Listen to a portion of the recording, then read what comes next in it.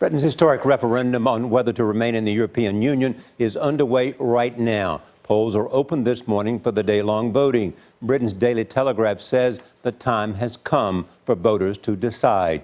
Newspapers like The Country are bitterly divided over so-called Brexit. Mark Phillips is outside a polling station in West London. Mark, good morning. Good morning. Well, this vote is about more than merely choosing a new leader or a new government. It's bigger than that. It's about choosing whether Britain remains part of the biggest, most influential trading bloc in the world, or whether it pulls out and risks becoming a less influential fringe of it. It's a vote David Cameron never really wanted. He was forced into calling it by the people on the right of his Conservative Party who have always wanted to get out of Europe. The referendum promise was supposed to shut them up. It didn't. I believe that this Thursday can be our country's Independence Day. The Leave campaign, which says Europe costs too much and controls too much, has been led by former London Mayor Boris Johnson. Much of this campaign, including this Battle of the Thames, has centered around who is telling the biggest lies. You're lying! You're a fraud!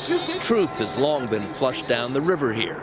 The Remain camp claims British families will be about $6,000 poorer outside of Europe. The Leavers say the EU costs Britain about $500 million a week, which isn't true. Aside from the much muddled economic argument, fear, expressed in this poster, is the greatest component in the campaign. That the EU's open borders would allow a flood of immigrants to overrun Britain. The poster was considered so racist, it was withdrawn. The opinion polls are showing a dead heat going into the vote. The bookies, always more reliable, are calling for a stay-in win. At one point we thought, to use a horse racing term, we might need to use the photo finish equipment. Now we're saying there might be a couple of lengths distance between Remain and Leave at the end. That staying in the EU Correct. is a much stronger bet. 100%. The voting goes on until 10 o'clock tonight here. The results announced tomorrow morning. But this vote is about more than Britain, more even than Europe. The sound you hear is of governments and markets around the world holding their breath. Nora? That's right. Mark Phillips in London, thank you so much.